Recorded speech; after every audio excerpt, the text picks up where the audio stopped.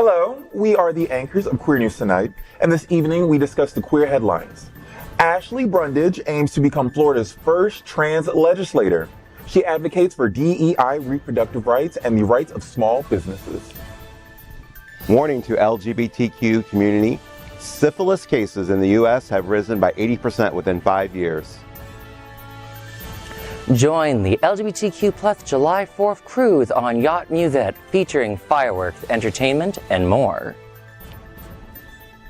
A federal judge ruled that LGBTQ plus veterans can sue the DoD over re-traumatizing discharge correction process following the discriminatory don't ask, don't tell policy. Visit Lauderdale invites you to enjoy summer in Greater Fort Lauderdale, the world's most visited LGBTQ plus travel destination with golf, fishing, art, shopping, and dining events, including July 4th fireworks and Dine Out Lauderdale. Good evening. Welcome to Queer News Tonight. This is the world's first and only LGBTQ plus daily evening television show, broadcasting live and available on demand on your favorite streaming channels. We are proud to announce that YouTube has recognized Queer News Tonight, certified by analytics company vidIQ, that we have had more than 9 million views. That's incredible. It's Wednesday, June 26, 2024. We are live and literally out of the closet and into the headlines. So many of your important stories we're going to tell this evening on Queer News Tonight.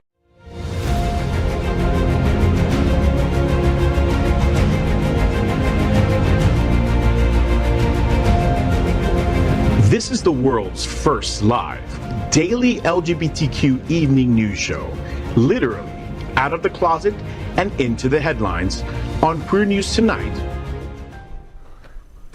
This is the world's first and only unedited live LGBTQ plus evening news show. Whatever happens, unique in LGBTQ plus news, you will see it and hear it. Hotspots Magazine, Happening Out Television Network, is a nonprofit 501c3 media company in the same model of PBS and NPR, but designed for the LGBTQ plus community.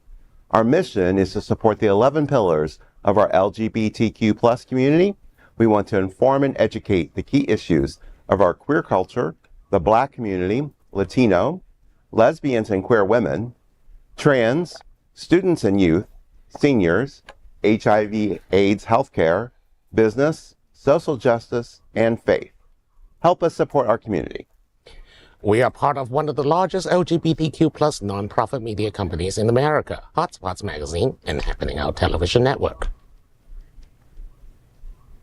In 2024, our magazine is celebrating 40 years of the LGBTQ plus experience, and our television news, talk, and entertainment shows support our mission to educate the LGBTQ plus and broader community. Let's meet tonight's anchors at Queer News Tonight. First off, we're going to start with my new best friend, Alex Morash. Alex has written for The Advocate and served as editor-in-chief of Options Magazine. He has also served as the media director of the National LGBTQ Task Force and press secretary for the Florida Democratic Party. Welcome, Alex. Why, thank you for having me. It's so fun to be here tonight. You know, I know viewers were told yesterday that, like, my boyfriend Gil Prance was going to be at the White House, and today he is at the White House, and we got some great photos from that with fully rainbowed the columns, and I'm just really excited to see what's going on. Cool. That's what I call a humble brag. Welcome. He didn't bring me, though. He made a right decision. Let's welcome Vaughn Biggs, Broward County HIV Health Services Planning Council's vice chair and disruptive advocate, challenging outdated perceptions and fighting for HIV/AIDS rights. As Holy Cross Health's community outreach coordinator, Vaughn smashes stigma through innovative campaigns and social media.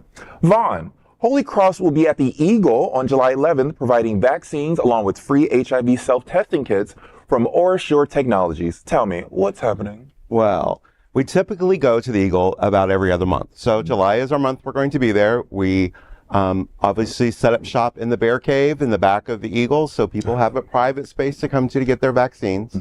And so we provide Mpox, we provide hepatitis, meningitis, and COVID vaccines. We do flu when it's in season, but right now it's not. So, and then HIV self-test kits. So we provide a lot of self-kits to the community so they can test for HIV in their home or wherever they want to test at. Okay, Vaughn, quick question, because you're going to be the right person to ask. There was a recent Mpox scare earlier this year, which actually prompted me to get what I think was called a booster shot of the Mpox vaccine. What is your thoughts on that? Well, CDC does not recommend, nor is there such a thing as a booster shot. Okay. So CDC recommends 2 vaccines per individual. Okay. And right now there's no recommendations for nothing new. And I know there's some things in the community. We've gotten a lot of calls from people saying, we've been told, hey, we need a booster shot. Why didn't you call us? And we're like, because there isn't one. I also look at it as if there was an outbreak, which some people was saying that there was in the community, Holy Cross Health would have been notified and by the state health department to mobilize, to be prepared to do vaccinations in the community, just like we did with COVID. I see. Okay. Fantastic. Well, thank you. I wish I would have known that 2 months ago when I was sitting and getting shot up for no reason. I honestly, from henceforth, I will. I might. I for damn sure will. Next, let's welcome anchor Dr. Bobby Huen. He is a certified civil and family mediator and a founder of BH Conflict Resolution Services. From Hong Kong and having grown up across the world, he can offer a queer global perspective on current events. Welcome, Bobby. Hello, Bonnie, my dear. How are you? I'm doing very well, can't you see? I have nothing to promote today. So just fun fact, Alex and I actually live in the same building. So, Word. Now all the stalkers can meet us at the same time. Well, at least it's easier to shoot them off together in the same spot.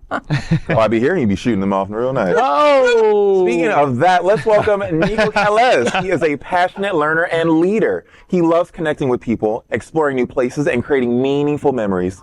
Nico is currently pursuing an MBA in marketing. Welcome, Nico. Hello. How you doing, Glad to be back. So as we discussed beforehand, we are both going to be master sisters because Yes. we're both going for our masters. Our business era. Where are you be going? I go to Florida Atlantic University. Oh, then never mind. Where are you going? My Sorry, I go to a real school. I'll be going to Barry University for my master's in occupational therapy starting this fall. Oh, nice. So we're about to have some long Okay. titles in here. Y'all better be ready to type some more. And of course, this is tonight's lead anchor, Bonnie Builder. She is the premier South Florida's bodybuilding drag queen and the current reigning Mix Marys. right. A recent graduate of FIU, Bonnie Builder is a trainer and comes to life with a microphone and a spotlight.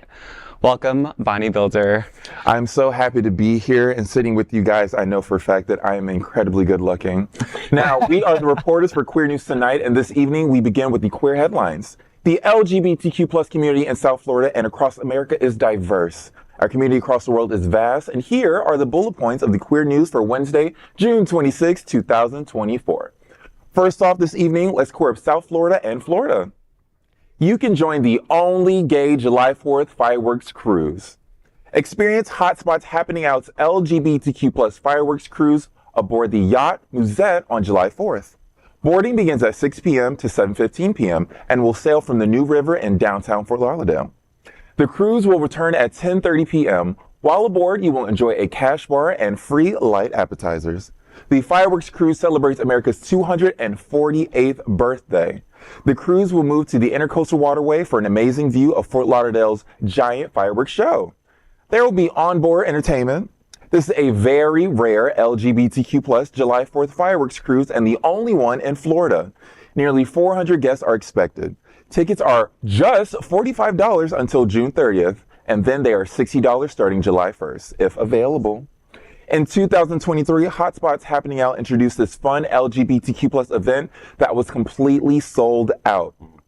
So you want to get your tickets today. For further details about the cruise and more, visit hotspotsmagazine.com. Now, this sounds incredible, and like I just mentioned, I've never heard of anything like this. Back in the day, in the hood that I grew up in, you had to go to the backyard and not get shot by other bullets. That was 4th of July. But to go to this incredible environment on this beautiful cruise ship and just sail away with all your gay-ass friends wearing something frilly and fruity and just like flowing in the breeze, that's going to be actually one of the best things I can think of. I need to wear one of your outfits. Oh, honey. You'll need to wear two. Okay. Well, actually, I think it's the same boat. My husband, who works in real estate, actually, his agency is brokerage. I think chartered the same boat for a holiday cruise a couple of years ago. I think it was like Christmas. So I was stuck on a boat with 300 realtors trying to wildly guess the valuation of every waterfront property up in Canada. So much fun. Yes. I feel like this cruise will be a little bit more delightful. Yeah, because this one will have DJs and go-go boys. Yeah. Specifically DJ Adam. Go boys, you say. Yes, I do think. I won't be one of them. Okay. Next, let's queer up health. Urgent warning to the gay community as STIs are an out-of-control crisis. The United States is grappling with an alarming surge in syphilis cases, which have increased by 80% over the past 5 years. According to the Centers for Disease Control and Prevention, CDC, more than 2.5 million cases of chlamydia, gonorrhea, and syphilis were reported in 2022, highlighting an escalating sexually transmitted infections crisis. CDC Director for STD Prevention, Laura Bachman, emphasized the need for immediate intervention, noting a significant rise in primary and secondary syphilis, the disease's most infectious stages. Bachman revealed that the cases of primary and secondary syphilis increased 10% in 2022 alone and 68% since 2018. Although curable with antibiotics, syphilis poses a severe risk to babies who contract congenital syphilis during pregnancy at birth. Over the past decade, rates have surged by 937%, a figure Bachman described as alarming. The data showed that American Indian and Alaska Native people experienced the highest rate of congenital syphilis, while Black and African American peoples accounted for nearly 30% of the cases in 2022. The report revealed a staggering 183.4% increase in congenital syphilis cases over the past 5 years and nearly a 31% rise from 21 to 22. The medical alarm particularly urgent for the LGBTQ community, as studies show that with a wider acceptance of PrEP, the use of condoms among the gay community has decreased dramatically. The National Coalition for STD Directors has labeled the U.S. STI epidemic as, quote, out of control, end quote. Okay, well, first there's two stories here. One is dealing with congenital syphilis, and there's a lot of headway being made, especially down here in Florida, and that is anybody who comes in pregnant needs to be tested for syphilis, because, and not just initially, it's throughout the pregnancy. On top of that, yes, our STI rates are increasing, both in the heterosexual community and in the gay community. So we have to do better. Our hospitals need to do better for testing. We need to standardize, and we need to have an approach that can easily talk about it. We shouldn't be embarrassed to talk about, okay, yeah, we had sex over the weekend and something might have happened. And it's okay to talk to your medical provider about it. And I think that we can do much better as medical providers, hospitals, to normalize the conversation and consistently push to get tested.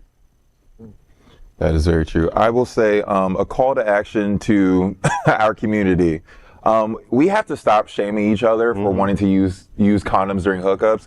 If this applies to you at the table, then let a hit dog holler. Because if somebody pulls out a condom and you turn up your face, that's an issue. Yes. That is a person that's wanting to practice safe sex just to protect themselves, and also you, because you don't know what that person is bringing to the table. So they just want to be safe and have a fun encounter. So this shaming of condom usage and you thinking you have all the know-how and trying to convince another person to not be as safe as they can be, we got to cut that out. Right. That is getting foolish at this point. And I also want to add that if you are sexually active, you should talk to your medical provider about PrEP, post-exposure prophylactic PEP, and also DoxyPEP, which is the antibiotics that will combat relatively effectively against several STIs. If used appropriately. Yeah. Absolutely.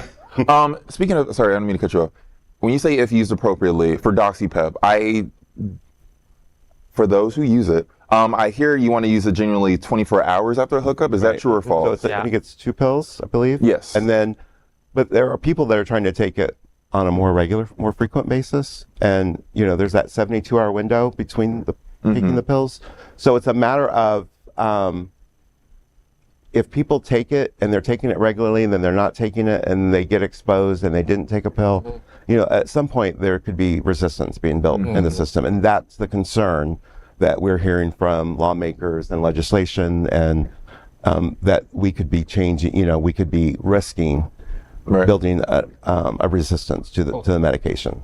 Also, constant ingestion of like antibiotics is certainly just not good for your system at all. No, not what they were meant for. That's right, because my husband's a pharmacist, and he is aware of cases where people who take doxypep, they start building an immunity to it, and they are conflicted with another ailment, which doxypep, that ingredients would be used for, but they can't use that medication because they built up an immunity to it. So that's something we also have to be careful of, being gluttonous with all these pills. It comes to talking to your physician again, talking to your medical providers, get an understanding of what needs to happen if you have a sexual encounter and you're like, hey, I need something. It's a simple phone call. It really is. If you slice your thumb, you need a Band-Aid. If you suck a peen, you need a pill. Hello. There we go. There we go. On that note. Next, let's queer up politics. Will Ashley Brundage make history as Florida's first trans state elected official? Ashley Brundage, a Florida Democrat, aims to break barriers as the first trans person elected in the state. With a strong commitment to diversity, equity, and inclusion, Brundage recently qualified to run for the State House. If successful in the August 20 primary, she seeks to champion DEI in Florida's city capital. She promises to work on lowering insurance costs, protecting small businesses, and advocating for reproductive rights.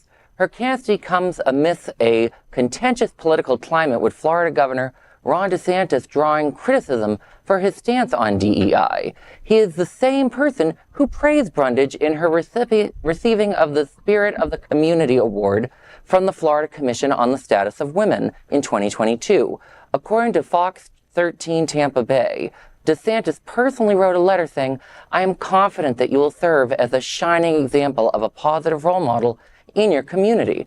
Thank you for your selfless contributions to fellow Floridians." Brundage is running against Nathan Kuipers in the primary for House District 65.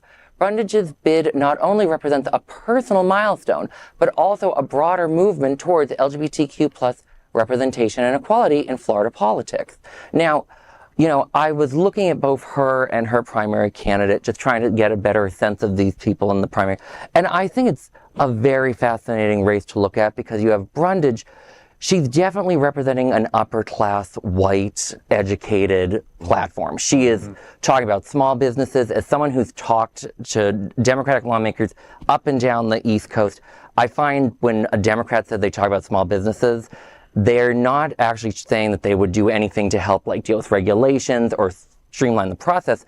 They just use it to say why they're not going to work or vote on favor of workers' rights or raise the minimum wage. So I always, whenever I hear that from a Democrat, I'm like, whoa, why are you saying that?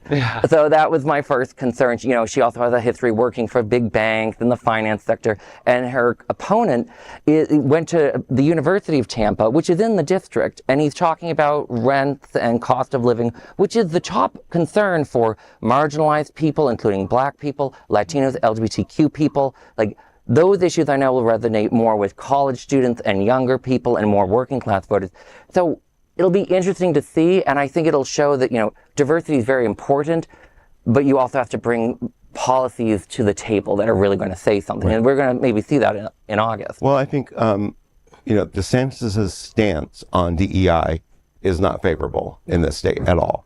So I do feel like she has an uphill battle, because even though he has supported her in a letter, made wonderful comments, at the end of the day, he does not support DEI. Also, that's not going to help her in a Democratic primary. Yeah. Also, let's face it, Ron DeSantis did not write that letter. Ron DeSantis basically have some AI write a letter or ChatGPT it, sign it. He probably doesn't know that Audrey is a trans woman, because obviously in 2022 they were already on the warpath on anti-trans initiatives. She just, she's an honoree of this governor, signed this thing. Yeah, that's all. Though another positive, both her and her opponent are doing a lot on social media around LGBT community issues. I saw he was doing, I was like, is he also part of the community? I'm not entirely sure. Like, we have to double check that. Like, I think that is a big positive step as well for it. He's a cute bear, though. Can we bring that back? Bring that picture back up again? I didn't want to say it, but No, he is a cute bear. See? He's cute. they got one good picture of him. You lucky you got one good picture out there. All right, since you talking, Bobby. No, okay, fine. Next, let's queer up the courts. Federal judge advances LGBTQ plus veterans lawsuits against the Pentagon. A federal judge in California has ruled that a lawsuit brought by LGBTQ plus veterans against the Department of Defense will proceed, marking a significant victory for those affected by the discriminatory don't ask, don't tell policy of the 1990s. U.S. Magistrate Judge Joseph Spiro's decision allows plaintiffs to argue that correcting their discharge papers is a lengthy and re-traumatizing process. The lawsuit filed in the Northern District of California contends that LGBTQ plus veterans discharged under DADT face violations of their constitutional rights to equal protection and due process. The plaintiffs seek to compel the Defense Department to proactively update the discharge statuses of LGBTQ plus veterans, eliminating the need for them to navigate the complex and often painful process. During Pride Month, lawyers for the plaintiffs hailed the ruling as a step toward rectifying past injustices. The class action highlights the struggles of veterans unfairly labeled with less than honorable discharges, which can block access to vital benefits such as healthcare, loans, job opportunities, and tuition assistance. While the Pentagon claims that existing discharge upgrade procedure involves a simple 2-page application, Spiro noted that the process might need revision to avoid discrimination. The plaintiffs argue that the process is opaque and burdensome, frequently requiring legal assistance and forcing veterans to relive traumatic experiences. The case, Federal versus U.S. DOD, aims to address systemic issues by ensuring all veterans discharged under the discriminatory policies receive the honorable discharges they deserve. How about, here's an idea. DOD, the U.S. government loves their databases. They have data on data and data. They spy on us for data. They collect our data. Everything is about data. How about just pull up the entire list of veterans that's got discharged under Don't Ask, Don't Tell during that time period, literally just upgrade all of them to honorable discharge and just send a letter to everyone. For sure. Yeah. You know, problem Why solved. wait Instead till of Pride asking, Month? Yeah. we shouldn't be the ones who are proactively asking the government to change something when the government is the one who wants to initiate the change. Right.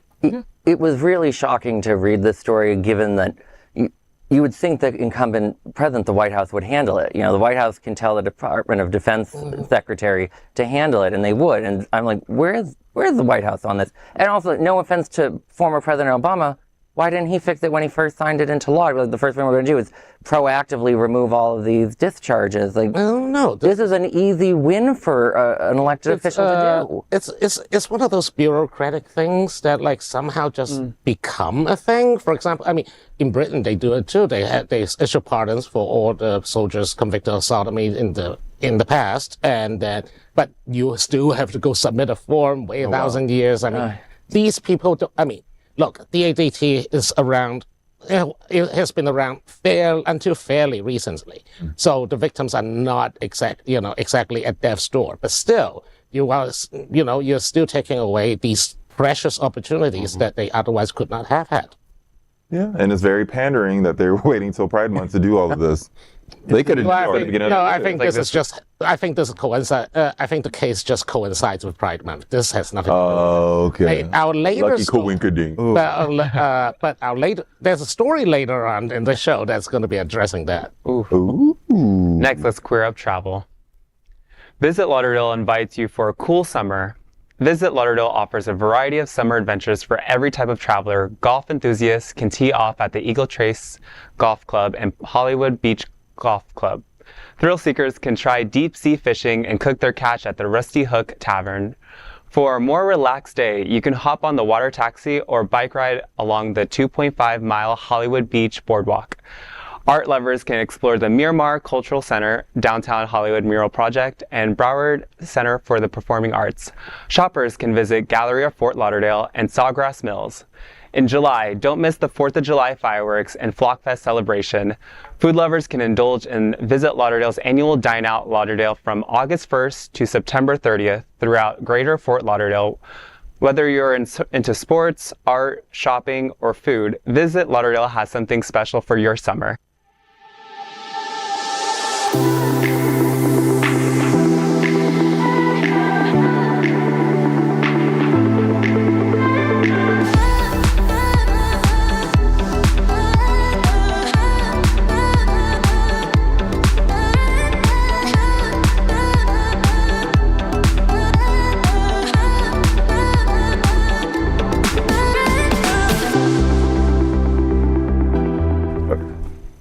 I love the fact that there's so much to do in South Florida. My favorite thing right now at the moment to do is to go down the Hollywood boardwalk and rollerblade and bring my friends and see the nice little restaurants. Look, you're a better man than me because I'm committed to staying under air conditioning at all times. For me, my recommendation would be the Art Museum, Fort Lauderdale. I do not know why it wasn't listed there. There's shows, there's Broadway shows that's going on right now at the Broward Center for Performing Arts and Restaurant Month. I'm just going to be all over that thing. And if you like art and air conditioning, you can find me at my gigs in Wilton Manors. I'll be performing this Sunday at Alibi. You can also catch me, right? Hello, book. Hello. I'm also regularly booked at No Manners, Village on the Drive, Pub on the Drive? Pub on the Drive. All over. I'm just out there shaking You my got my thing for VIP $1. ticket, did you? It's on the way. Okay. It's right. You changed your address. That's what it is. That's on you. But yeah, we love Fort Lauderdale around here. Yes. As a nonprofit LGBTQ+ media organization, we would like to thank our viewers for supporting our mission to tell the stories of the queer community. We also thank the generous support of Jets Pizza. Jets is the LGBTQ+ community's most popular pizza in South Florida. Take a look around these streets. Do you really think we woke up one day and said, yeah, the world needs more pizza? Nah, just a better one. Better, like the world's best pizza, Jet's Detroit-style pizza. Hand-pressed and baked to the thickest, crispiest crunch. You're welcome. Now visit jetspizza.com and save. Click on hot deals for special offers in your area. Jets, better because it has to be. Next, we are proud of our special partnership with Sunshine Cathedral, the world's largest queer church here in Fort Lauderdale. Supporting that partnership, we are broadcasting from our permanent set here at Sunshine Cathedral at the Happening Out television studios. We broadcast Sunshine Cathedral's Sunday international service at 10:30 a.m.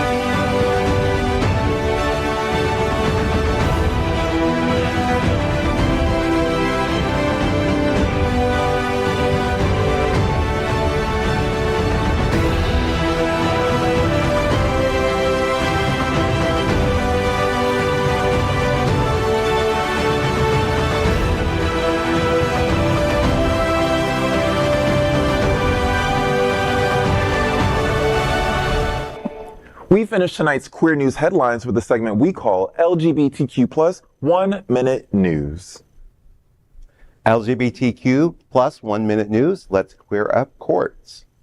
Prep coverage upheld by appeals court a win for HIV prevention. In a significant ruling, the Fifth Circuit Court of Appeals upheld essential provisions of the Affordable Care Act, ensuring most Americans maintain access for PrEP medication. The decision in Braidwood Management Incorporated versus Becerra mandates insurance providers to continue covering preventive services, including PrEP. This ruling secures vital healthcare access for many, reinforcing the importance of preventative care. Well, they didn't say it'd be free. Ooh. And, ooh. Well, I mean, most places do. I mean, in Broward County, there are many, many places for you to find it. And I'm sure you That is very look, true. Yeah. One of my look up favorite online for resources. Yes. One of my favorite ones is Latino Salute.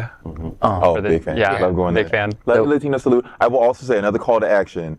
If you're hooking up with a guy, please get your own PrEP. Don't rely on the partner to be on the PrEP thinking you'll be safe. Because you can't trust these people. Be like, oh no, if you're on PrEP, then I'm fine. No, it don't work like that. Get your own. Oh, I have a friend who got his PrEP stolen by a hookup. Get it by any means. Hello. I was still like reading the story. I'm like, what is wrong with this country that was a court case?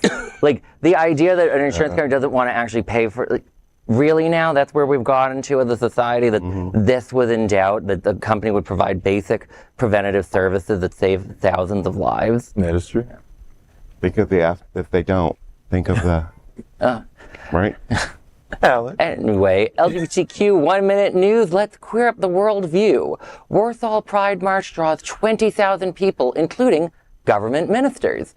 Pride parades have been taking place across Poland during Pride Month, advocating for expanded LGBTQ+ rights in the conservative, predominantly Catholic country. Usually, the Pride parades in Poland are in the form of protest rather than party. However, last week's march in Warsaw drew over 20,000 participants, including Deputy Prime Minister Krzysztof Gawłowski and Equality Minister Katarzyna Katula from the Left Party. This is a positive sign for the LGBTQ+ rights in the country, and a positive sign that I was able to practice those You ate names all that. day. You Like, ate oh, that. yeah. I have no idea if I did it right. Because I didn't know what you was going to Say say. that 3 times. Brava. Bravo to you, bravo to them, bravo to everybody. Is anyone really surprised it's like a left-wing party that's going to the Pride instead of the far right? And that's kind of like, it's a positive sign for Poland overall. And I'm really, like, they deal with so much over the years. It's just nice to see some good news out of there. Yeah, I'm not mad at it. I love seeing global pride. You know, it's happening everywhere in some shape or form. Yeah. So, I mean, with advances in Asia, like really quick advances in Asia, absolutely. Thailand has approved same-sex marriage, joining Taiwan and Nepal. I feel good about it. It's actually really inspiring because remember back in your day, which is a long time ago, like, did you ever think moments like this would happen? Just like sitting closeted, if you were ever closeted, just thinking like, I went to a Catholic boys' school. There's no closet in there. oh, okay, rub it in then. Speaking of rubbing, LGBTQ+ 1 Minute News. Let's queer up social justice. Biden to pardon veterans convicted under anti-gay military law. President Joe Biden is set to pardon approximately 2,000 U.S. veterans convicted under a military law banning gay sex. The pardon applies to those convicted between 1951 and 2013 under Article 125 of the Uniform Code of Military Justice, which criminalizes sodomy. While the pardons won't alter records, they allow veterans to apply for a certificate of pardon, aiding in the restoration of veterans' rights of withheld benefits. Those convicted of non-consensual acts, such as rape, will not be considered under the president's pardon. And that was actually referencing this earlier with the previous story we did whenever we filmed it, about this such act happening, and I appreciate it happening. It's funny that it's happening during Pride Month. They could have did it a little bit sooner, a couple years ago, a while back. But I'm happy it's being done. I'm happy that these queer veterans will be able to move forward with their lives and not have this held over their heads. Not to hit on Biden too hard, because I don't want his people to like kidnap my boyfriend at the White House too. But like, why not? Why do people have to even fill out a form? Just do it. Just do the paperwork. White House, like, you have a giant federal government. 2 million people work for the federal government in one form or another. Like, we can pardon these people without them having to do Flip the paperwork. switch. Just get the bureaucracy automatically do things that the bureaucracies do anyway. If you can issue Social Security checks to like 30 million people on a weekly basis, I think you can get the pardons done in a minute. I'd just be curious of the 2,000 people, how many of them are a lot older as far as Probably. veterans, which what will that benefit them really? Honestly, yeah. This Today, late in life, so- yeah. Well, unfortunately, there's not much we can do. We don't have a time machine. But let's move on with LGBTQ plus 1 minute news. Let's queer up gay culture. Washington World Pride Board President Bernie Delia passes away at 68. In Washington, DC's LGBTQ plus community, Bernie Delia's passing at 68 marks the end of a vibrant era. A founding member of the Capital Pride Alliance, Delia has served as board president since October 2011. He was one of the first openly gay appointees at the U.S. Department of Justice, with a 26-year tenure, and a notable stint in the Clinton White House. Delia also offers vital spiritual support through Dignity Washington during the AIDS epidemic. Well, wow, 68. You don't think that's young, but actually that's young. Right. So condolences to his family and friends. You know, I knew Bernie a little bit, mostly through criticizing him in Capitol Pride and the Advocate and the Washington Blade. He was actually he was a very sweet person. I disagreed with him on a lot of the things he would say and do, but he was always very kind, at least. Like he didn't yell and scream at you if you disagreed with him. He just would try to defend Wells Fargo at times when I would try to politely explain, no, they're being convicted of crime, sir. Walk that back. But he was a very kind person. Well, He coordinated Stonewall Kickball, Oh, cool. which I thought was interesting. that's wild. Yeah.